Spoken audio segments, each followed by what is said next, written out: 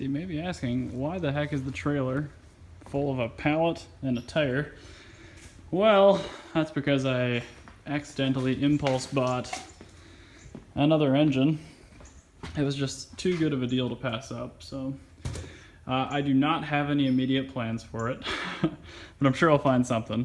That's a 2003 S54 B32. Looks like it's out of an SMG car. It's got a braided hose, but you can use it in pretty much anything. It was in a light crash, and it had a navigation system fire in the dash. So I'm told. It looks like an airbag fire from the photos, but they weren't able to verify the mileage or anything like that, so I got it for just an absolutely killer deal. I gotta bring another stand and put the Mercedes motor on there too. That, ironically, was also from an engine fire car back in the day, but I had to get this thing out of my way, so it's stored down here for now. Next up is I gotta fold the picker back up, bring it back upstairs, and then I'm actually gonna take Brexit mini wags to my buddy's place, and he's going to polish it a little bit, see what we can get out of that paint. Ooh, before I go upstairs though, I picked up the Ferrari exhaust manifolds from the powder coater. So those are super sexy. I intended to go silver, but the powder coater told me that it looked like the steel had gotten so hot that it would be pretty likely that the Ferrari would just melt the powder, the ceramic, right off of the metal. So he had to go with the black coating because it's more heat resistant, unfortunately. So they won't be quite as pretty to look at, but I think I'll be able to make do. So, right-hand drive, car wash. I think I'm gonna have to get out here. Ugh.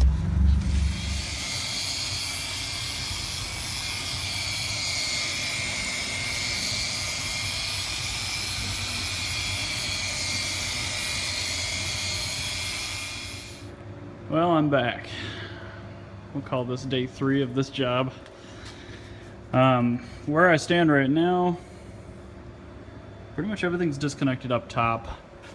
Things I know for sure I have to do today involve loosening the oil reservoir from the car, because that pulls down with the subframe. Figure out the throttle cable, disconnect that. Power steering system, that's got to disconnect somehow. Beyond that, what else? There really can't be that much more. I do have to get the ECU plugged through the firewall. I'm probably going to do that first because it's the potentially cleanest job, and I don't want to ruin my interior in the process. After that, I've already undone the fuel line, so that shouldn't be a problem. There's probably a vacuum line for the brake booster, which I believe is this line right here. It runs up to the front. In fact, I know for sure this has to get disconnected now, so I gotta do that. But anyway, it's just kind of trial and error at this point. It's gonna be pretty slow while I figure out exactly what does and does not need to be loosened. But after that, we are legitimately ready to drop the whole thing out of the car, and I can finally complete the service and get this thing back on the road. I am frantically anxious to get going on a couple of other projects I have queued up. They're both unfortunately waiting on some parts to show up. The turbocharged E30 wagon is waiting on a mass airflow flange still from Miller.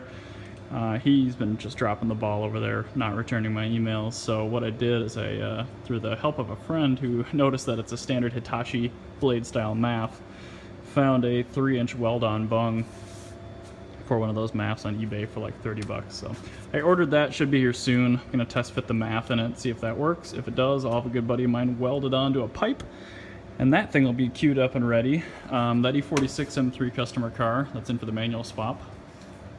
I think everything's ready for that except for the drive shaft is not back from Salt Lake City yet. So anyway, I digress. Time to keep going on this car. I mentioned the few things I'm gonna take care of right now. But yeah, I'll try to fill you guys in on what I find that I may not have thought of. I left the covers for the spark plug wires with my friend John, the one that does the detailing, and he sent me photos today of just rehabbing those, and they look amazing. So Even though the valve covers are completely leak-free, I'm tempted to take them off, give them to John, and have him spray them, but I don't know. It's really hard for me to take something apart that's completely not broken. So, yep, I'm gonna head over and inside the car here after I put some soap on my hands and just feed that thing in through the firewall a little bit, at least get it started, and then maybe I'll bag that hardware too, or thread it back into the post. That's maybe a better idea. All right, I will let you guys know what I find.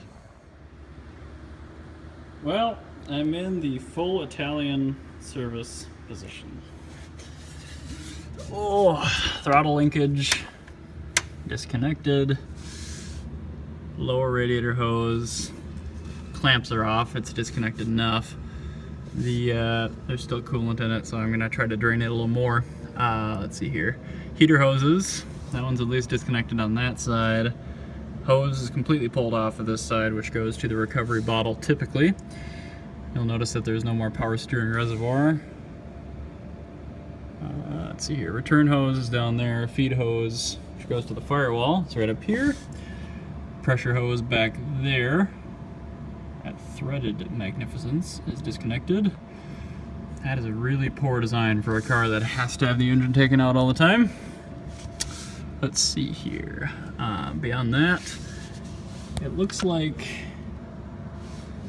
I can't tell, sorry about the video here, but the electrical harness for the engine computer, I'm having kind of a hard time telling where that comes out.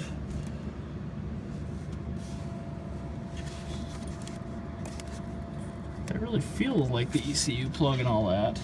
And if it is, that's a really, really bad position. So I'm gonna have to watch that really carefully. I'm kind of worried about that. Everything else, like throttle cable, sets aside fairly easily. I do also have to disconnect one more pyrometer. Sorry, it's hard to video and get out of a Ferrari engine bay. Oh no!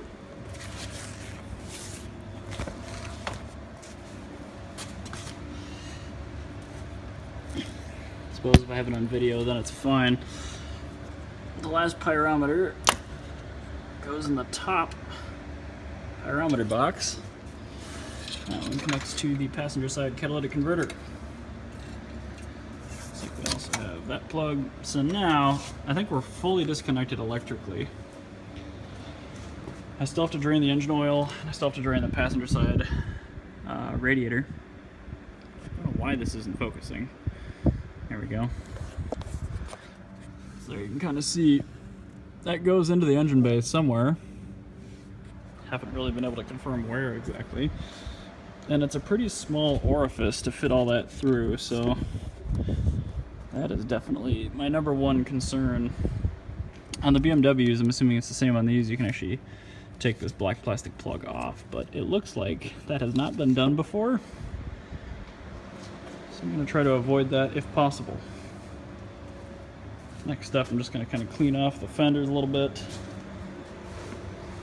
and go back up, drain the rest of the coolant, the engine oil, double check stuff from the bottom, see if I can see anything more. And then at that point, start kind of organizing how I'm going to work the lift table and the lift to get everything out of there. It's going to be tricky. So, everything I think is disconnected. That leaves us with the 20 securing bolts. There's one right there. There's a through bolt right there. Oh, sorry guys. Two there. And I should have turned the light on. Hold on. And you can see 6 up there. And the same on the other side. This one looks like it's going to be a little bit of a pain to get to, especially the upper 3. We will see.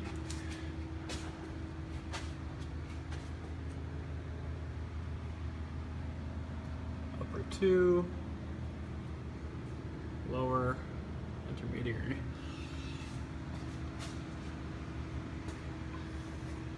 Hey, sport cats.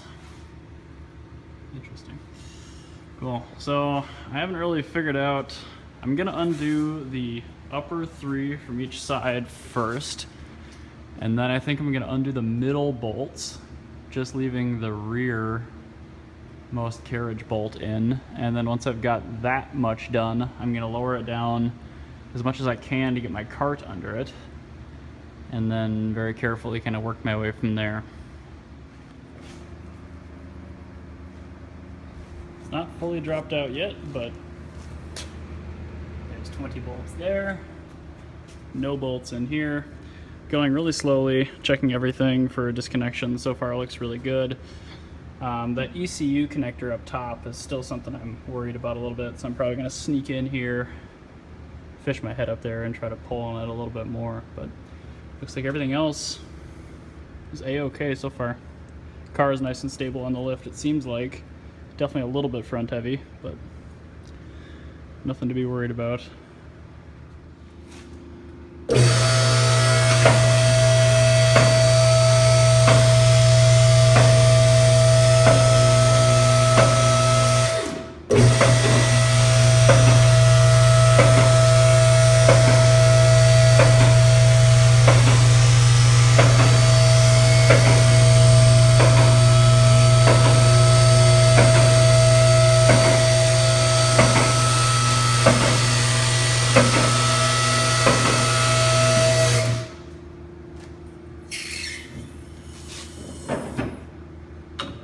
There she is,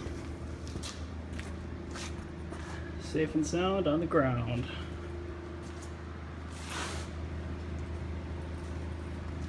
So here you can see a lot of the headache hoses. There's a little bracket that holds the wire harness onto the front cam cover that makes that job really difficult. Apparently I'm partially on a bucket too, that's pretty cool. But there's the power steering pressure hose. Power steering feed for the pump. Everything else kind of stays up in the car, so inlet, outlet. Still quite a bit of stuff to check once this is all off, but hey, it's out of the car, so that's a huge step 1, literally. This is quite a lump. How much does that weigh? Well, I don't know how much it weighs, but that lift cart's rated for 1,500 pounds, so should be okay. Yeah, there she is. Proof that even a retard like me can do an engine out service on a Ferrari.